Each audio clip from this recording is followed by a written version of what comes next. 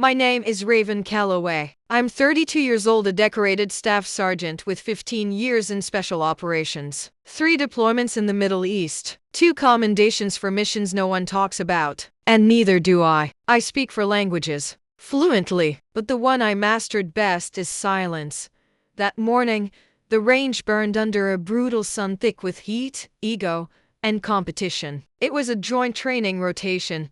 SEAL candidates, infantry units, officers cycling through for evaluation. My team was inserted without introductions, no name tapes, no recognition. They called it cross-evaluation. I called it a performance.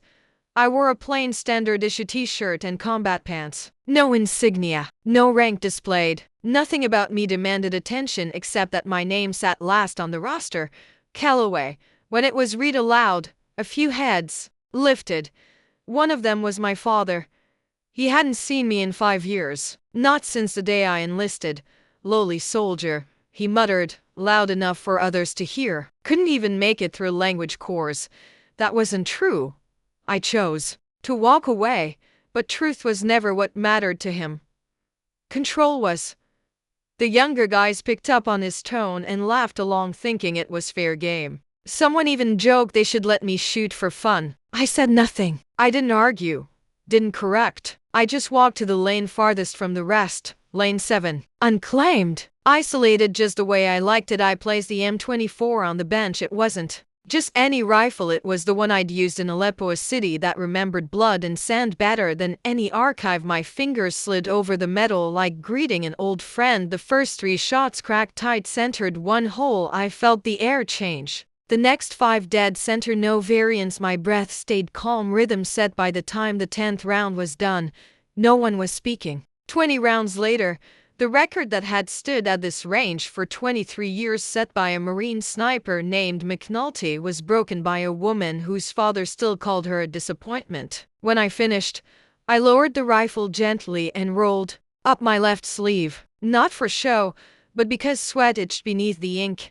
An old tattoo, a Delta emblem with a coded designation. It wasn't stylish. It wasn't new. It was earned. The range commander, a man who had once commanded joint rescue ops in Kandahar, stepped forward. His eyes dropped to my forearm. He stiffened. Wait, is that the legendary sniper from Operation Windglass? He whispered. And that was when their faces changed from curiosity to disbelief to shame. Even my father went pale. He didn't say a word, just like I had learned from him. I held his gaze, my father's, for the first time in years. Not as his daughter. Not as the girl he'd dismissed at 13 for refusing to drop Arabic in favor of Latin. Not as the young woman he'd disowned for choosing direct action teams over diplomatic corps. I looked at him as someone who had bled for every inch of her credibility. Every scar, every rank. I didn't want his apology. I wanted him to witness. All those years ago he told me speaking to enemies in Arabic wasn't heroic. He said I was wasting my mind. He told my brother during a rescue briefing in front of a full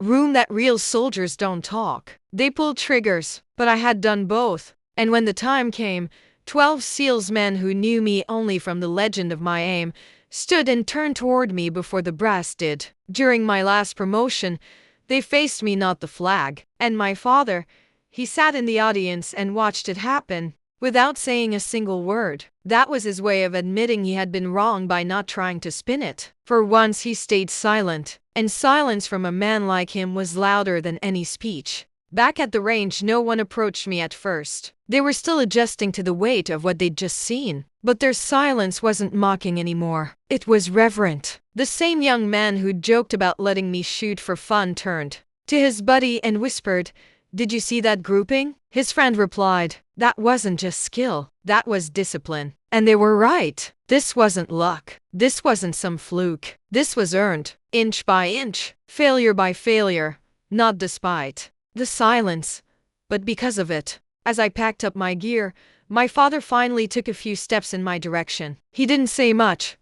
Just one line. "Still that quiet girl, huh?" I zipped the bag shut and stood tall. "No," I said. "I'm the woman who made quiet speak." I walked past him. Then, and I didn't look back, because this wasn't about his shame. This was about reclaiming the lane where I was once told I didn't belong. Lane 7, where the lowly soldier shut them all up with a trigger pull, where silence became its own kind of justice, and where my story finally was no longer his to tell. I was born into a family that didn't just serve in the military. They lived in it. My grandfather fought in Korea. My father commanded units in the Gulf. My brother went straight to West Point and came out polished, promising, and perfectly aligned with everything the Delaney name stood for, at least in their eyes. And then there was me, the youngest, the only daughter, the outlier. No one said it outright, but the expectation was clear from the moment I could read a map and carry my own pack. The boys serve, the girls stay quiet. My father never raised a hand to me. He didn't need to. His silence did more damage than shouting ever could. When he disapproved, the air got colder, the house quieter. We all learned to read the temperature of a room by the set of his jaw. He never wanted me in uniform. He used to say the same line every time someone joked about me joining up. Combat's no place for women. Leave that to the boys. It was never loud, but it was firm, like everything he believed in. He said it the way people say gravity is real or fire burns, as if there was no room for debate. When I told him I'd enlisted, it was over dinner. He was carving roast beef, the kind of quiet Sunday meal that felt like ritual. My mother passed the bread. My brother asked for more potatoes. I unfolded the paper, slowly slid it across the table. He didn't look at it. He didn't speak. He just put the knife down and stood up. He left the room without a word and didn't speak to me again for 6 months. My mother tried to soften the blow, but she wasn't the bridge between us. She was the rope stretched too thin. She'd whisper things like, "Just give him time, or he comes from a different generation." But I wasn't asking for understanding. I was asking to be seen. I didn't enlist to rebel. I didn't do it to get back at him. I did it because I belonged there. The first time I held an M4, I felt clarity, like everything I'd been told not to be suddenly made sense in my hands. I wasn't reckless. I was measured. I wasn't emotional. I was aware. I didn't crave chaos. I understood order. They say some people are built for war. I wasn't. But I was built for service, built for sharp decisions, for quiet leadership, for the kind of courage that doesn't ask for praise. My brother wrote to me once during basic congratulating me, but even his words felt filtered, like he wasn't sure if he should admire me or correct me. Dad never called, never sent a letter, but he made sure my medical records and training performance were tracked. My co told me so in private. "He's watching," he said, "just not the way you think." That's when I understood my father didn't hate that I wore the uniform. He hated that I wore it better than he expected, and that more than anything was the start of the war between us.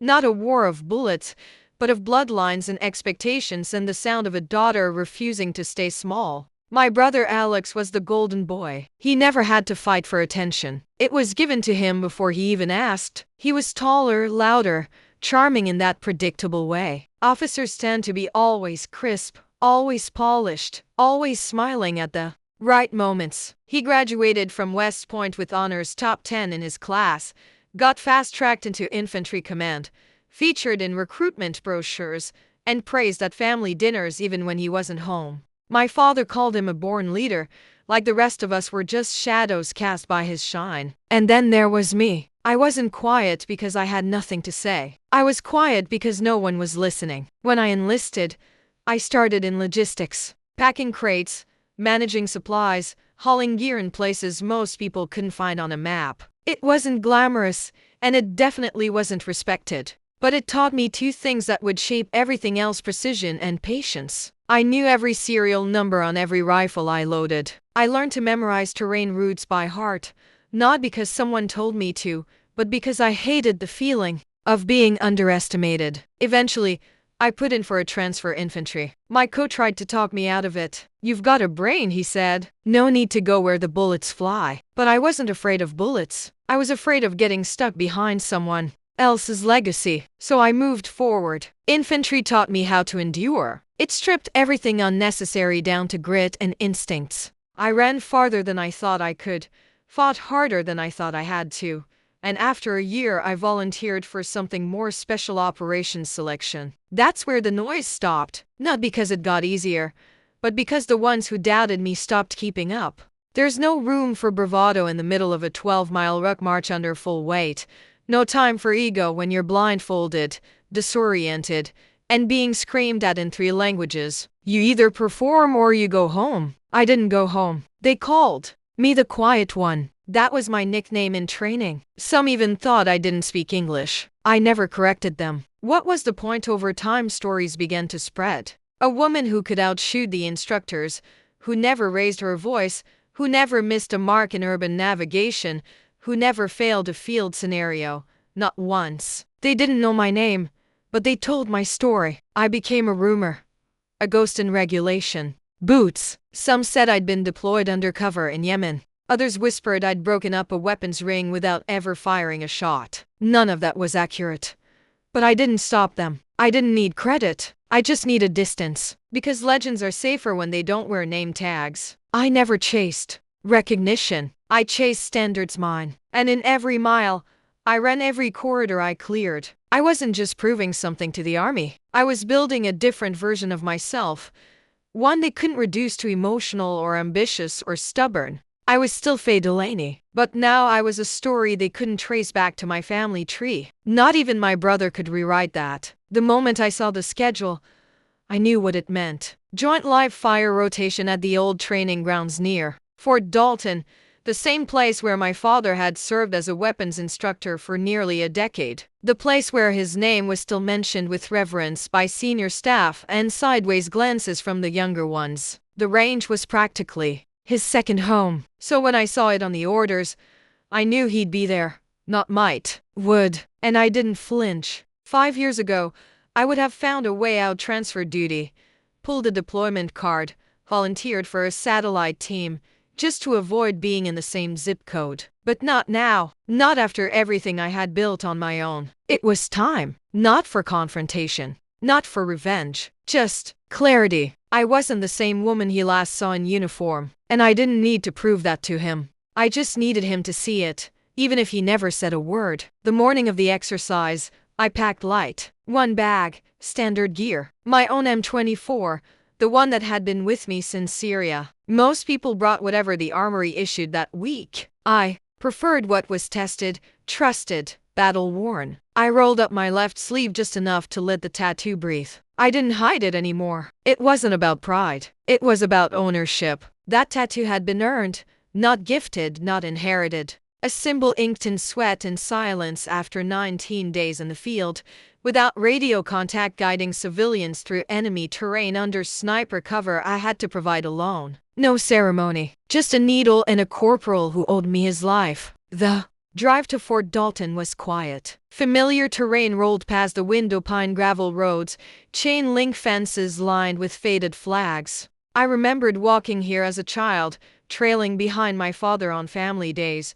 pretending the firing lines were secret missions and the echoing shots were part of some heroic orchestration. Back then, I thought he was untouchable. Now I understood. He was just loud. The real power came from the ones who didn't need to shout. When I arrived, the other units were already forming lines. SEAL candidates, Army Rangers, a few logistics teams assigned to observe. Nobody knew me. That was the point. My name was still on the official roster, but no rank was listed. I had made sure of that. Let the noise come first. Let the assumptions settle. Then I'd speak in the only language that mattered: groupings and glass breaks. I checked in at the registration table, signed the clipboard with a pen that skipped twice, then handed over my ID without a word. The staff sergeant nodded and pointed to lane assignments. Lane 7, far end, quiet, away from the chatter and the Bluetooth speakers and the egos. Perfect. As I made my way across the lot, I caught a glimpse of him, my father, standing with a group of instructors near the center lanes, clipboard in hand, still wearing that hat he never took off, still leaning on his right leg like his left knee carried a ghost. He didn't see me. Not yet. But I saw him, and for the first time in my adult life, I didn't brace for impact. I walked right past him, head high, not as his daughter, but as a soldier who no longer needed permission to take up space. I saw him before he saw me. My father hadn't changed much. His hair was almost completely gray now, but it was still cut short in that same rigid military style he'd worn my entire childhood. His posture was straight, almost aggressive, as if relaxing would betray some core part of him. Even off duty, he stood like someone reviewing a battalion. He was standing near the central control tower with 3 other instructors, arms crossed, clipboard pressed to his chest, laugh lines carved deep around his mouth, though I had never known him to smile for long, and a faded ball cap sat low over his eyes, casting a shadow that always made reading his expression impossible. He didn't see me. Not right away. When he finally did, it was by accident. I was double-checking the bolt on my rifle near the edge of the bench at lane 7, sunglasses, pushed halfway up, sweat already slicking the back of my neck. I felt the shift before I saw it, the way silence bends a little tighter when someone looks directly at you. His eyes passed over me like I was another nameless recruit in a sea of uniforms. No pause, no flicker, nothing. And I realized that still hurt more than I wanted it to. He'd always known how to erase me without moving a muscle. A group of younger soldiers stood nearby, newer faces, mostly guys in their early 20s, full of caffeine and misplaced confidence. One of them had noticed my name during registration. He leaned toward his buddy and asked loud enough for me to hear, "Is she the Delaney that got fast-tracked because of her dad?" The other laughed. "Probably. Classic legacy stuff. Look at her, probably here to check a box." I didn't respond. I didn't even turn. That used to get under my skin. It used to make me want to shout my resume list. My deployments waved medals in the air until someone understood. But now I just loaded the next magazine. Nearby, another soldier joined in. Wonder if she even knows how to zero that thing. That's when I felt it, that lazy echo of my father's influence. They didn't know me, but they could see him, and they were copying him like sons copy their father's jokes. The tone, the dismissiveness, the quiet undermining. That was the part he never admitted. His silence gave others permission. He didn't need to insult me directly anymore. He just had to show them how little I mattered. And they followed suit, like it was part of the training manual. A familiar sting settled at the base of my throat. I kept my breathing even hand steady. I remembered what I'd told myself before coming here. This isn't about him, but standing there in the same heat-soaked gravel lot where I once learned how to handle a weapon under his shadow. It was hard not to feel 12 years old again. Too loud, too emotional, too eager to be accepted by someone who had no intention of ever letting me in. I didn't flinch, didn't blink. I chambered the next round, looked down the scope, and said nothing, because silence was the first thing he taught me. And now it was the sharpest weapon I had. He did exactly what I knew he would do. Midway through the equipment check, just as everyone was settling into their lanes, my father's voice cut through the air louder than necessary, sharp enough to draw attention without being obvious. "Lane 7, he called out. "You want to take a crack at the target? Just for fun. Just for fun." That was his favorite weapon, sarcasm wrapped in politeness. He'd use it on new recruits, old friends, even junior officers. But when he used it on me, it carried more than condescension. It carried memory. I didn't turn around, didn't respond right away. Someone near me chuckled. Another muttered, "Oof, someone's getting volunteered." It was all part of the game. They thought he was hazing a rookie, testing the weak link, the man in charge tossing a bone to the underdog for a little comic relief. They had no idea. He stepped closer, just far enough for others to notice, just loud enough for them to lean in. "Don't worry," he said, still smiling. "There's no pressure. Hit the paper, and we'll call it a win." I could feel the eyes on me now, half curious, half amused. One of the younger guys nudged his buddy and whispered, "She gonna shoot or fold?" I kept my expression neutral. This was how he worked. Set the trap with a joke, then watch to see if you'd humiliate yourself trying to prove something. And if you did prove something, well, he'd say it didn't count because the conditions weren't real. You were either the fool who failed or the fool who cared too much. I knew this game. He used to play it at the dinner table with words. Now he played it on gravel with rifles. But this time, I let him start it. I nodded slowly and rose to my feet, careful not to move too fast or too slow. Just another soldier doing what she was told. Someone clapped lightly. Someone else whistled. The tone was still light. They were expecting a joke. Good. Let them. Let them believe I was just another name with no story behind it. Let them enjoy the moment before it shifted. I took my position at the line, adjusted the shoulder strap, and checked the wind direction. Not that I needed to. It was habit, ritual, every movement precise, automatic. Not for show, but because that's how you survive when the stakes aren't a paper target. Behind me, my father crossed his arms. "Whenever you're ready," he said. I didn't answer. I didn't need to. This wasn't about readiness. It was about patience, and I had more of it than anyone here could measure. I leaned into the stock, exhaled slowly, and let my mind go quiet. They thought they were watching someone try, but I wasn't trying. I was remembering. The mission in Aleppo, the midnight shot on a rooftop in Kandahar, the 3 hostages I brought home because I didn't flinch when the wind shifted. This wasn't a performance. This was muscle memory and silence forged under pressure. And as I settled into the stance, one thought echoed through me, not bitter, not angry, just simple and steady. Let them laugh now, because they wouldn't be laughing much longer. The real confrontation didn't happen at the target line. It happened in the silence between us. There were no raised voices, no dramatic speeches, no gasps from the crowd. Just a quiet challenge embedded in a glance, and my answer buried in the way I walked toward the firing lane, measured, calm, unshaken. I had brought the same rifle I carried through my second tour in Iraq. The paint was chipped near the barrel. The scope was slightly foggy around the edges. It wasn't flashy or upgraded like the ones the younger guys brought out, custom builds, with laser sights and bipods that looked like they belonged on a catalog cover. Mine was simple, but it had history. That weapon had been with me through sandstorms, urban clearings, rooftop overwatch, and 12 hours lying still beneath broken concrete in Mosul. It didn't need to be pretty. It needed to work. And it always did. I signed in without hesitation, scrawling F. Delaney across the clipboard in clean, even strokes. No rank, no title.